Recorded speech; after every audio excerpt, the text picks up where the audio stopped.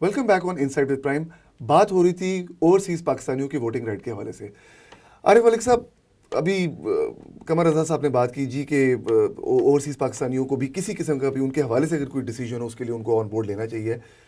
اب جب بات کریں گے تو آن بورڈ کس کو لینا چاہیے؟ گورنمنٹ کے اپنے ریکمینڈڈ بندے ہوں گے, گورنمنٹ آف پاکستان کے ریکمینڈڈ بندے ہوں گے, یا کمیونٹی اپنے بندے خود کرے گی؟ اس کا کیا طریقہ کار ہوگا؟ It's a very good question اور بڑا ریلیونٹ سوال ہے آپ کا. سب سے پہلے تو ای ووٹنگ کے حوالے سے ابھی ایک لیٹسٹ خبر ہے جو کہ آج ہی سامنے آئی ہے. کل جب موجودہ نگران حکومت کی طرف سے سپریم کورٹ میں جواب داخل کیا گیا کہ کیا یہ پاسبلٹی ہے یا نہیں, ای ووٹنگ کے حوالے سے جو فیڈرل منسٹر ہیں انہوں نے یہ جواب دیا ہے کہ حکومت کو اس کام کو ممکن بنانے کے لیے 18 مہینے درکار ہوں گے. دیٹ مینس کہ 11 مئی کا جو بھی پارٹیسپیشن ہے it's out of the window. 18 مہینے مطلب یہ پاکستان سے یہ بات, جی بالکل, کیئر ٹیکر سیٹ اپ سے اس بات کی امید کی جا سکتی تھی. چلے آگے. اس کے بعد اگلی چیز بات آپ کر رہے ہیں اس کی ریپرزنٹیشن کے حوالے سے. ریپرزنٹیشن میں یہ ہے کہ world Congress of overseas Pakistanis ایک تھنک ٹینک ہے, اس میں ہم اس پہ ایک ورکنگ پیپر تیار کر رہے ہیں. اچھا.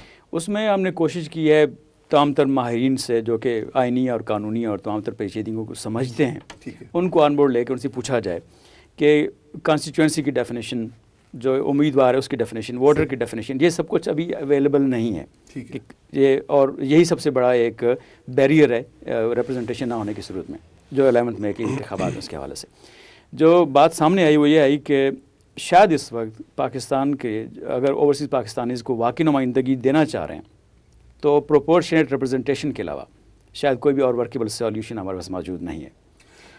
پروپورشنیٹ ریپرزنٹیشن کو ذرا آپ ایکسپلین کریں, بالکل اس کو ایک لیمن انداز میں چاہتا ہے کہ آپ ایکسپلین کیجیے کہ پروپورشنیٹ ریپرزنٹیشن سے آپ کا کیا مقصد مطلب ہوتا ہے؟ جی دیکھیں, ایک تو ابھی جو صورت ہے ووٹر کی یہ ہے کہ پاکستان میں ووٹنگ ہو رہی ہے, پاکستان میں جماعتیں موجود ہیں, اور اگر میرا تعلق سے ملتان سے ہے, اسلام آباد سے ہے, تو اس مخصوص جگہ پہ جہاں پہ میرا ایڈریس ہے وہاں پہ جو بھی امیدوار موجود ہے میں ان میں سے کوئی چوائس کر کے اس پارٹی کو جو امیدوار کو ووٹ دے دوں. ٹھیک ہے. اور یہ سارا معاملہ بڑی حد تک ان ریئلسٹک یوں ہے کہ اگر میں پچھلے 8 سال سے ملک سے باہر ہوں اور مجھے کسی کا نام یا کسی جماعت کا کنفرمیشن نہیں ہے تو میں ایک انفارم ڈیسیجن جو ہے وہ کیسے کر سکتا ہوں؟ تو یہ ایک بگ کوسچن مارک ہے اس کے اوپر.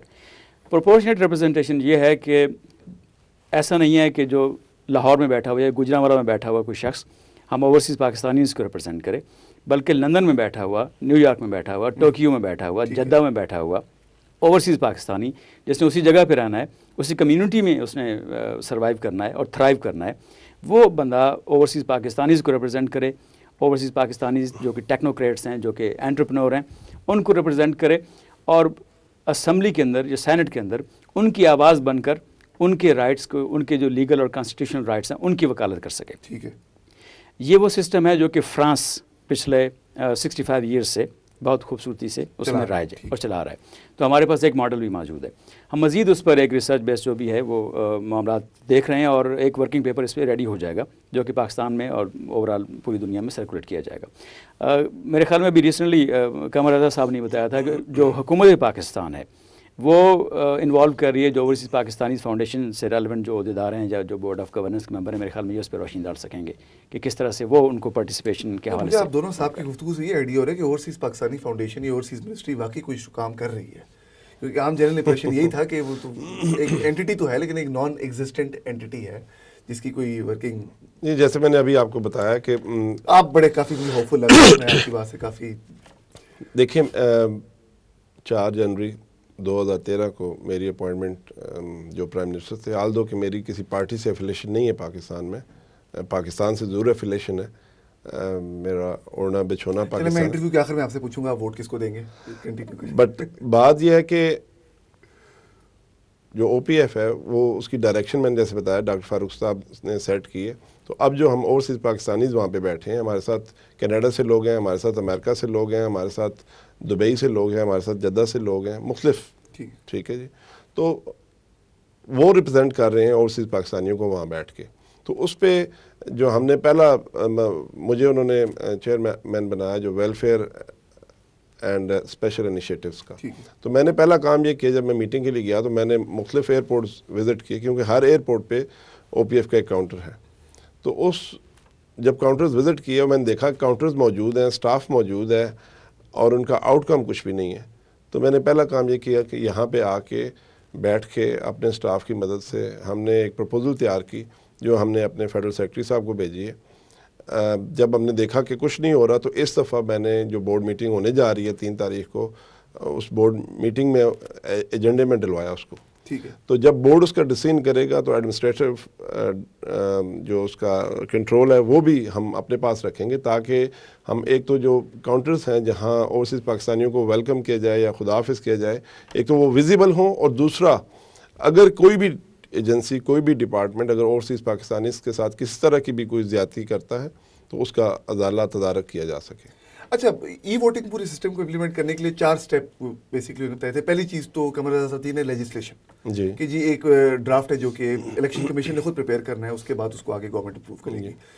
دوسرا اس میں سٹیپ یہ تھا کہ جی اوورسیز جو ہیں حکومتیں ہیں, جیسا سعودی عرب ہوگی یا کویت ہوگی یا انگلینڈ فار دیٹ میٹر, جہاں اوبویسلی پاکستانی ڈائسپورا بہت بڑا ہے, وہاں کی جو ریلیونٹ جو وہاں کی اتھارٹیز ہیں ان سے پرمیشن. تھرڈ اس میں پروسیس یہ ہے کہ آپ نے بیسکلی پولنگ اسٹیشنز وغیرہ یہاں آپ نے ان کو اسٹیبلش کرنا ہے. فورتھ اس میں اسٹیپ یہ ہوگا کہ غالباً یا تو یہاں کوئی لوکل جو پاکستانی کاؤنسلیٹس ہوں گے ان کا اسٹاف یوز ہوگا, یا پاکستان سے بندے ہوں گے جن کے ویزاز وغیرہ لگے آئیں گے. سوال میرا یہ کہ 4 یا 5 جو بیسک اسٹیپس ہیں ان میں 18 مہینے لگتے ہیں؟ نہیں, میں بالکل ٹائم لگتا ہے, ایسے نہیں ہے. 18 مہینے اسپیسیفکلی 18 مہینوں کا تو میں نہیں کہہ سکتا, مگر دیکھیں ٹائم لگتا ہے, ٹائم کنزیومنگ ہے. اب یہ جو کام ہو رہا ہے چاہے وہ سپریم کورٹ کر رہی ہے, بات خوش آئند ہے, بٹ یہ ایک لالی پاپ دینے والی بات ہے. ٹھیک ہے, کرنا کرانا کچھ نہیں ہے اور ہم کہہ رہے ہیں. ٹھیک ہے, میں او پی ایف کو ریپرزینٹ کر رہا ہوں, تو مجھے ایک خط موصول ہوا اپنی منسٹری سے, اوورسیز منسٹری سے, کہ جی آپ ہمارے ایک امبیسڈر کی حیثیت سے وہاں پہ ہیں اور آپ کمیونٹی میں یہ اویئرنیس دیں کہ ووٹنگ کے متعلق. تو میں نے کہا یار میں کیا جا کے ان کو اویئرنیس دوں, آپ مجھے کچھ بتائیں کہ کیا کس قانون کے تحت کس فارمولے سے کس طریقے سے ان کی ووٹنگ ہوگی اور کیا میکنزم ہوگا اس ساری چیز کا. تو اس کے متعلق جو جواب ان کا اسی پہلے خط میں ہی تھا کہ آرڈیننس کا انتظار ہے, جو ابھی تک تو وہ ان کے پاس لیجسلیشن ہی نہیں ہوئی. لیجسلیشن ہی نہیں ہوئی نا, تو مسئلہ تو سر وہیں سے شروع ہو رہا ہے نا, جب سے کوئی اس پہ کوئی ڈرافٹ ہی نہیں ابھی تک پریپیئر کیا. ذمہ داری الیکشن یہ مذاقہ خیز بات ہے, میں جہاں میری ذاتی رائے ہے, یہ میری فیئرلی میں سمجھتا ہوں یہ مذاق ہو رہا ہے. مجھے سمجھ نہیں آتی ہے کہ ہمیں ووٹنگ رائٹ ہے, دینے کا رائٹ ہے, لینے کا رائٹ کیوں نہیں ہے. یہ بڑی اہم ڈیبیٹ ہے. میں سمجھتا ہوں گورنمنٹ آف پاکستان کو ہوش کے ناخن لینے چاہیے, سنجیدگی سے بات کرے, سنجیدہ ہو جائے. یہ بڑا سینسٹیو ایشو ہے. ووٹوں لینے دینے کی بات ایک ہے, مگر کسی اپنے آپ کو اپنے آپ سے دور کرنا, غیر کر دینا, یہ غلط بات ہے. اوورسیز پاکستانیوں کا کردار بڑا کلیدی ہے پاکستان کی معیشت کے لیے, پاکستان کے لیے. میں سمجھتا ہوں نہ صرف معیشت میں وہ اہم کردار ادا کر سکتے ہیں, بلکہ پاکستان کو چلانے میں بھی بڑا اہم کردار ادا کر سکتے ہیں. بلکہ آپ نے جو بھی اوورسیز پاکستانی کی جو کنٹریبیوشن کیا, اور میں خالی ریمیٹنسز کے حوالے سے بات نہیں کر رہا, جو ان کی ایک سوشل, کلچرل, پولیٹیکل جو کنٹریبیوشن ٹورڈز پاکستان, جو ان کا ایک کمپیشن, جو ان کی ایک سمپتھی کہہ لیں, جو ان کا ایک درد کہہ لیں پاکستان کے لیے, جو میں ایک عام خیال ہے, اور جس میرے خیال ہم تینوں اس بات سے ایگری کریں گے کہ وہ ایک پاکستان میں رہتے ہوئے ایک پاکستانی سے زیادہ جو درد ہوتا ہے وہ ایک اوورسیز پاکستانی کے دل میں اپنے ملک کے لیے ہوتا ہے. بالکل. بات یہ ہو رہی ہے کہ جی ذمہ دار کون ہے. اب آپ نے کہا کہ جی گورنمنٹ کی ذمہ داری ہے. پھر میرا آپ سے سوال یہ آتا ہے کہ گورنمنٹ, کس گورنمنٹ کی ہم بات کریں؟ پچھلی گورنمنٹ کی بات کرنی چاہیے, سیاسی جماعتوں کی کوئی کمزوری ہے, کیئر ٹیکر گورنمنٹ کا اس میں کوئی قصور ہے؟ نہیں, میں تو ٹوٹل الزام دوں گا الیکشن کمیشن کو ایکسکلوسیولی. تیمور صاحب میں آپ کو اس سوال پہ آپ سے آؤں گا ایک چھوٹی سی بریک کے بعد. صرف ایک بریک کا وقفہ لینا چاہوں گا, بریک کے بعد آپ سے گفتگو کا سلسلہ جاری.